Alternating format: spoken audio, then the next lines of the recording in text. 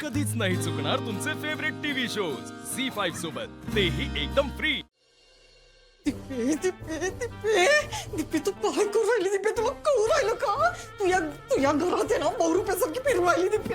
लय अवघड होणार आहे आता झालं. आता डॉक्टर येणार, मला तपासणार, सगळं भांडं फुटणार, सगळं वाटून होणार. दिप्पी कशाला आली गं इथं? नाही आता दीपा ए बिल्डर, हळू दरवाजा लाव. दरवाजा लाव.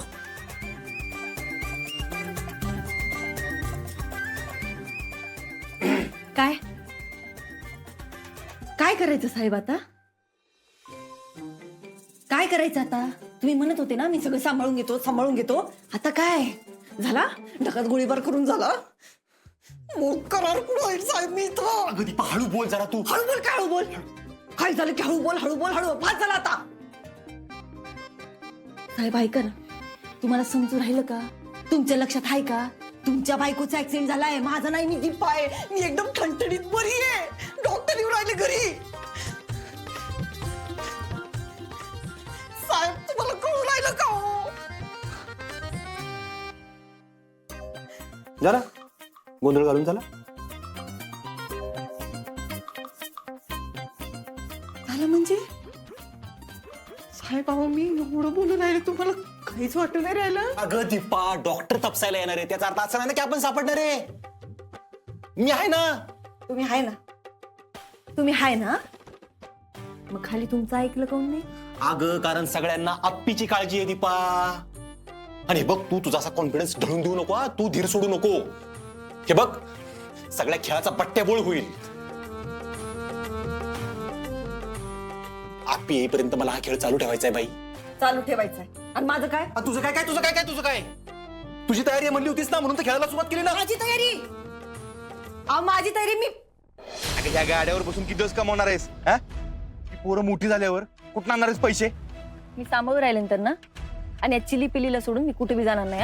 आता सांगू राहिले मी तुला. किती पैसे मिळतात आपल्याला त्या गाड्यावर? हा? अगं त्या दुकानदारानं आपला किराणा बंद केलाय. तो चान्स चांगला आहे, तू जा त्या साहेबा बरोबर. दीपे बघ मी तुला वचन देतो, मी तुझ्या त्या बहीण भावांचा सांभाळ करतो. हा? त्यांच्यावर लक्ष देतो नीट. नाही पटू राहिले. ठीक आहे, मग आता त्या पोरांचे मुडदे बघायला तयार राहा.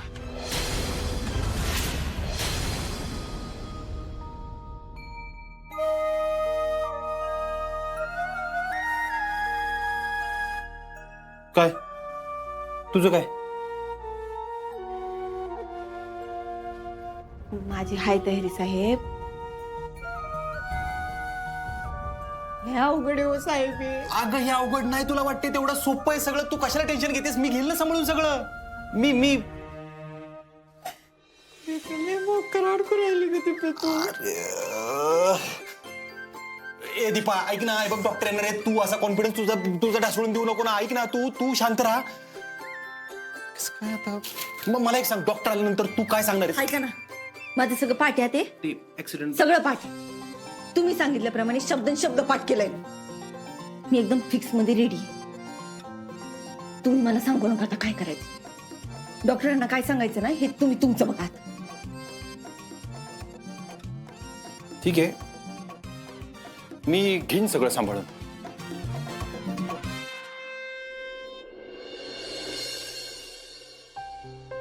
जैन मॅम. मॅडम साहेब जरा लेट येणार आहेत. त्यांना काहीतरी काम लागलंय. हो मॅडम, अहो आपलं तपास पथक कधीच थांबलंय. तुम्ही काय बघत बसलाय आता? चिंचुके,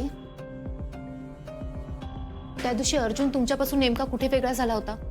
नाही म्हणजे तुम्ही मला सांगितलं होतं ना, त्याने तुम्हाला कुठला तरी एक रस्ता विचारायला सांगितला होता आणि त्यानंतर तो नेमका तिथून निघून गेला.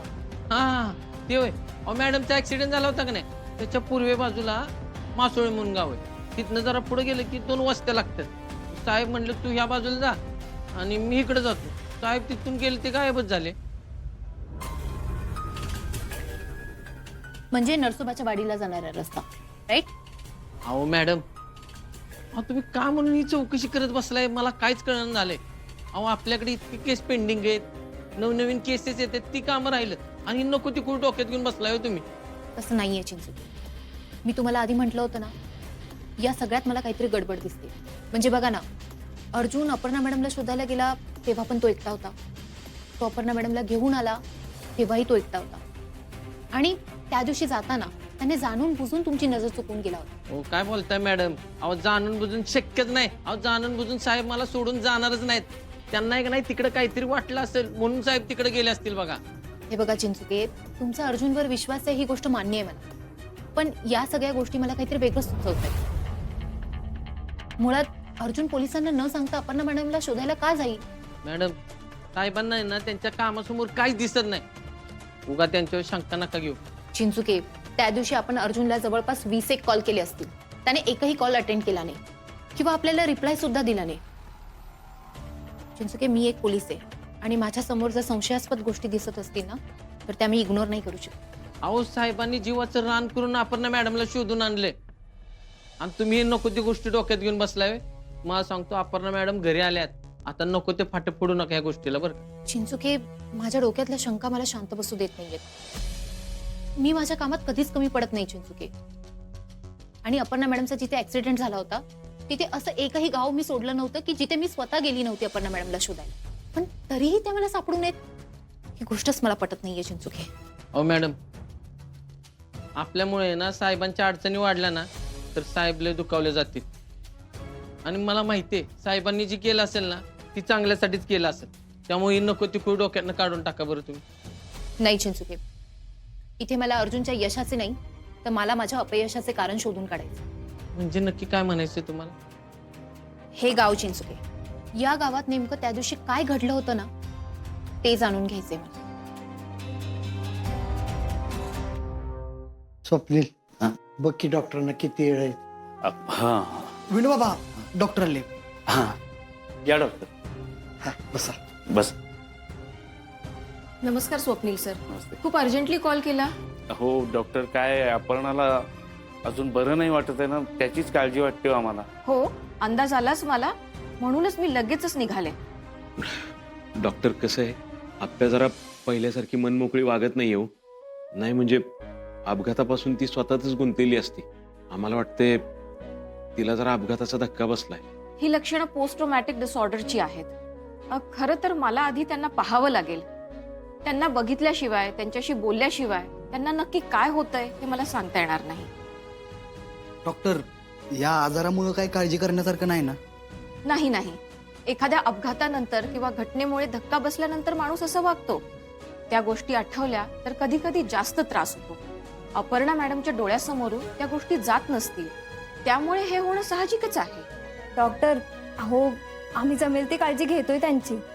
शारीरिक काळजी तर आहेच, पण आता तुम्हाला त्यांची मानसिक काळजी घ्यावी लागेल. त्यांच्याशी पूर्वीसारखं वागणं, त्यांना हसत्या खेळत्या वातावरणात ठेवणं हे गरजेचं आहे. या गोष्टींमुळे खरं तर त्यांच्यात लवकर सुधारणा दिसतील. डॉक्टर, आम्हाला अपर्णाला अशी बघायची सवय नाही. निदान किती दिवस लागतील तिला रिकव्हर व्हायला? प्रत्येक पेशंटला स्वतःचा एक वेळ असतो. मला वाटतंय अपर्णा मॅडमला तुम्ही त्यांचा वेळ द्या, म्हणजे काळाप्रमाणे हळूहळू त्यांच्यामध्ये सुधारणा होतील असं मला वाटतंय. डॉक्टर, माझी माँ बरी होईल ना लवकर? अमोल बाळा, या ऍक्सिडेंट मधून अपर्णा मॅडम वाचल्यात. तिथेच त्यांनी अर्धी लढाई जिंकली आहे. आता तुमच्या सर्वांच्या सोबतीनं त्या नक्कीच बऱ्या होतील. ओके डॉक्टर, मग आता मी माझी सगळी काळजी घेईन. झी5 ॲप डाउनलोड करा आणि पहा सर्व एपिसोड्स एकदम फ्री.